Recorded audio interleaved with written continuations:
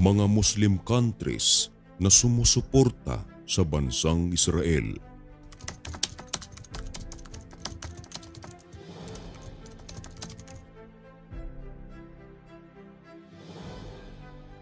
Hindi natin maikakaila mga kaibigan na sa pag-usbong ng panahon, ang kaalaman ng bawat bansa ay may kanya-kanyang paraan upang ito ay mapaunlad. May mga bansa na nakikipagkasundo sa ibang mga bansa upang mas mapabilis ang kanilang pag-unlad.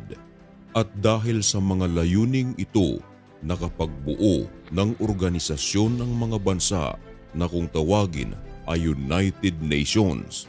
Meron ding mga bansa na hindi kasapi sa United Nations, subalit meron silang peace agreement sa iba't ibang bansa.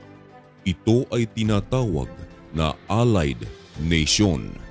At maliban sa pagtutulungan sa economics, sa pagpapalakas ng sandata, ay kalakip din ang benefits na kung sakaling maagrabyado ang isang bansa, ay obligadong tumulong ang kanilang allied nations. Lalong-lalo na ang mga bansang magkapareha ang type of government. At higit sa lahat kapag magkapareha ang religion.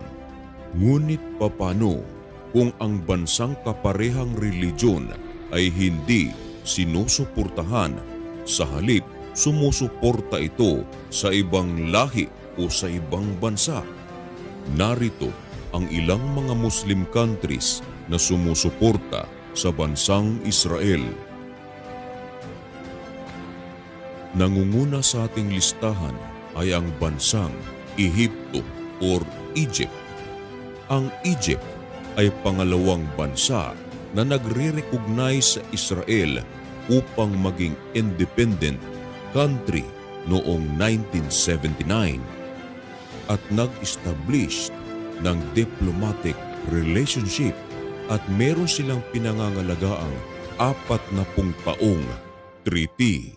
Nang umatake ang Hamas sa Israel noong October 7, hindi nangingialam rito ang bansang Ehipto, bagkus nais nitong magkaroon ng peace agreement at isinarado rin ng Egypt ang kanilang border para sa mga Gazans. Bagamat may panawagang ceasefire, hindi pa rin ito nakikialam maliban na lang sa kanilang ginagawang humanitarian aid para sa mga Gazans. Subalit in terms of military forces, hindi ito nagpapadala ng mga sundalo para sa mga Gazans upang tulungan ito. Bagamat may ginagawang pagkundina sa ginawang pag-atake ng Israel sa Gaza, ay nag-anunsyo ito na hindi sila tatanggap ng refugees mula sa Gaza dahil ang kanilang rason, ayaw nilang masira ang kanilang matagal ng pinangangalaga ang peace treaty sa Israel. Pangalawang rason mga kaibigan kung bakit ayaw nilang tumanggap ng refugees sa Gaza. Baka sakaling may mga Hamas na makapasok sa kanilang lugar at maging target pa ng Israel ang kanilang lugar. Ayon kay LCC, pinapangalagaan rin nila ang 40 magandang relasyon sa Israel. Pangalawa sa ating listahan mga kaibigan, ang bansang Jordan. Ang Jordan is a Muslim country. Matatagpuan sa border ng southern part of Israel. Maganda ang ugnayan ng Jordan at Israel. Kinundina rin nito ang ginawang pag-atake ng Hamas sa Israel. At nitong nagdaang araw lang mga kaibigan, noong may ginawang airstrike ang Houthi sa Yemen sa Israel, ay nag-warning ang Jordan sa Houthi.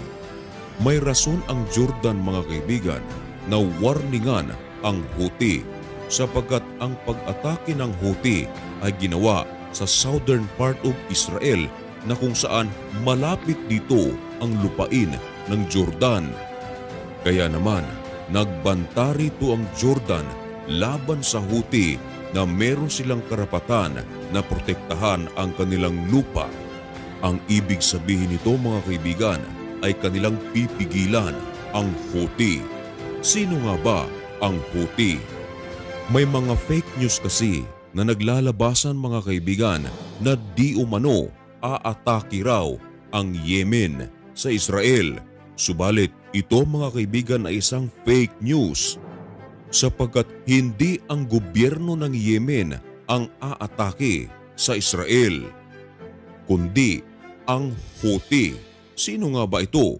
Ang Houthi mga kaibigan ay mga rebelding grupo sa Yemen. Ibig sabihin, hindi ito kinikilala ng gobyerno ng Yemen. Kaya sa ginawang deklarasyon nito ng giyera laban sa Israel, hindi ito nangangahulugan na kasama ang gobyerno ng Yemen. Parang Pilipinas lang mga kaibigan, meron tayong tinatawag na NPA. Example, kung magdeklara ang NPA ng giyera laban sa Israel, hindi ito acknowledge ng gobyerno ng Pilipinas sapagkat sila nga ay rebelde. Ganyan din ang Houthi. Noong tanungin ang Jordan mga kaibigan kung sila raw ba ay magpapatuloy ng refugee mula sa Gaza, napakasimple ng kanilang sagot. Ayon sa kanila, gaya ng Ehipto, hindi rin kami tatanggap. Kung duda kayo mga kaibigan sa aking sinasabi, ay maaari nyo po itong i-research. Sapagkat alam ko na maraming tao na walang alam na napakadaling magsabing fake news yan. Pero ang totoo, sila itong kulang ang research. Pangatlo sa ating listahan mga kaibigan ay ang United Arab Emirates. Nasa Saudi Arabia mga kaibigan, ang dalawang lugar na pinaniniwalaan ng mga Muslim na most holiest place para sa kanila. Ito ay ang Mecca at ang Medina. At ang Crown Prince ng Saudi Arabia mga kaibigan ay nag-establish ng diplomatic relationship sa Israel mediated by United States of America. Noong atakehin ng Hamas ang Israel noong October 7 ay nag-send ito ng condolences sa mga biktima sa Israel. At inundi na rin ito mga kaibigan ang ginawang pag-atake ng Hamas. Magamat may panawagan ang Saudi sa Israel na ceasefire at may mga pagbabanta rin mga kaibigan, subalit hindi ito gumamit ng puwersa para labanan ang Israel, hindi katulad ng ginawa ng Syria, Lebanon at maging Iran mga kaibigan, ay may ginagawa silang pambubomba laban sa Israel at maging ang ilan sa mga base militar ng Amerika ay binomba na rin ng Syria. Kaya naman, gumanti rin dito mga kaibigan ang Israel at winasak ang airport ng Syria. May ginawa ring pag-atake ang US dahil dito. Hindi nagpakita ng sandatahang lakas ang Saudi laban sa Israel maliban sa mga humanitarian aid na kanilang ipapadala sa Gaza. Kaya nakikipag-negotiate rin ang Saudi sa Israel na sana magkaroon ng ceasefire para sa mga citizen ng Gaza. Siguro mga kaibigan ay hindi lingid sa iyong kaalaman na bago pa man ang nagawang pag-atake ng Hamas sa Israel ay may pinag-uusapang peace treaty ang Israel at Saudi. Kaya ang Foreign Ministry ng United Arab Emirates ay mariing kinundi na ang ginawang pagsalakay ng Hamas sa Israel and call on Netanyahu to take an initiative lalong-lalo na sa mga sibilyan ng Gaza. Sunod sa ating listahan mga kaibigan ay ang Morocco. Ang Morocco nag-establish ng diplomatic relationship sa Israel noong 2020. Katulad ng ibang bansa mga kaibigan, kinundin na rin nito ang ginawang pag-atake ng Hamas sa Israel noong October 7. Ang Morocco mga kaibigan is also a Muslim country at ang foreign ministry ng naturang lugar na ito ay nanawagan kay Netanyahu na i-maintain ang peace sa Middle East. Sunod sa ating listahan mga kaibigan ay ang Azerbaijan. Ito ay isang Muslim country na mayroong mutual agreement sa Israel at napagkasunduan ang kanilang diplomatic relationship noong 1992. Meron silang agreement na palakasin ang kanilang defense, economic at ang kanilang energy. At noong atakehin ng Hamas ang Israel ay nag-anunsyo ang Azerbaijan na sinasabing, "We stand with Israel."